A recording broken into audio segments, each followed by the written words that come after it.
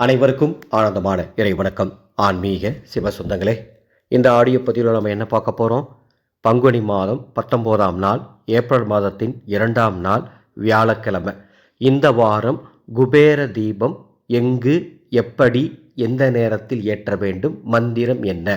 இந்த வாரம் நம்ம நிலைவாசலுக்கு வெளியே குபேர தீபம் ஏற்ற போகிறோம்.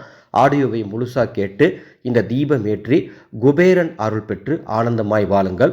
நமது சேனலில் ஒவ்வொரு வியாழக்கிழமையும் ஒரு குறிப்பிட்ட நேரத்தில் குபேர பகவானை நினைத்து தீபம் ஏற்றுவது பற்றி சொல்லி தந்துட்டுருக்கோம்.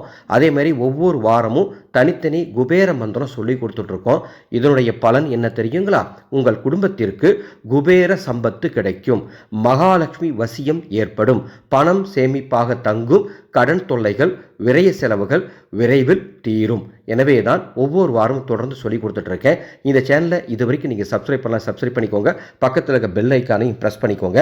இந்த வாரம் குபேர தீபம் ஏற்ற வேண்டிய நாள் 2/4/2026 பங்குனி 19 வியாழக்கிழமை. எந்த இடத்துல ஏற்றணும்? நிலைவாசலுக்கு வெளியே தீபம் ஏற்ற வேண்டும். அதற்கு முன்பாக உங்கள் வீட்டு பூஜையில் தீபம் ஏற்றி உங்கள் வீட்டு தெய்வத்தை வழக்கம் போல் வணங்கிவிட்டு நிலைவாசலுக்கு வெளியே தீபம் ஏற்றுங்கள். எவ்வளவு நேரம் தீபம் எரிய வேண்டும்?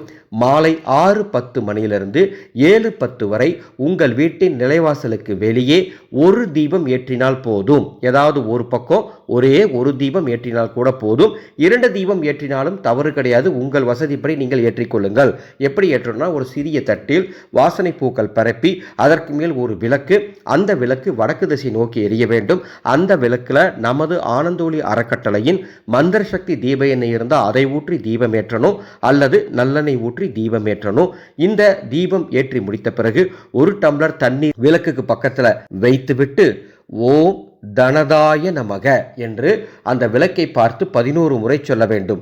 ஓம் தனதாய நமக, ஓம் தனதாய நமக, ஓம் தனதாய நமக அப்படின்னு சொல்லிட்டு அந்த தீபத்தின் சுடரொளியை வணங்கிவிட்டு நீங்கள் வழக்கம் போல் வீட்டுக்குள்ளே போய் உங்கள் வேலையை பாருங்கள். 7:10 வரைக்கும் அந்த தீபம் எரியட்டும். அதன் பின்பு குளிர வச்சுட்டு அந்த தண்ணீரை எடுத்து பிரசாதமாக குடிச்சுக்கோங்க. அந்த விளக்கை எடுத்து எங்கே வைக்கணுமோ அங்கே வச்சிருங்க. நிச்சயம் குபேரன் அருள் கிடைக்கும். எதையுமே நம்பிக்கையோடு செய்யணும். நம்பிக்கையோடு செஞ்சாதான் அது சாத்தியம். அதையும் தெரிந்து கொள்ளுங்கள். ஒரு அற்புத அறிவிப்பு.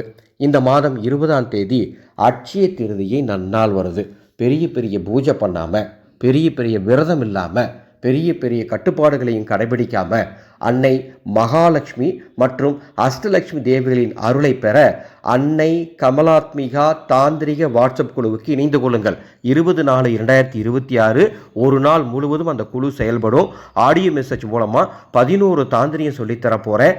நிச்சயம் அதை பின்பற்றும் பொழுது கோடீஸ்வர வாழ்க்கை வாழலாம், கடன் தொல்லை தீரும்.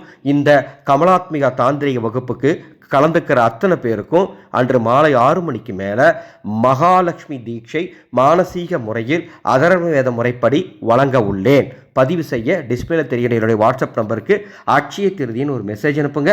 அந்த குழுவின் பதிவு கட்டண விவரங்கள் தருகின்றேன். மீண்டும் அடுத்த ஒரு பதிவில் சந்திக்கின்றேன். ஆனந்த மலரட்டும், ஆனந்த ஒளி பரவட்டும்.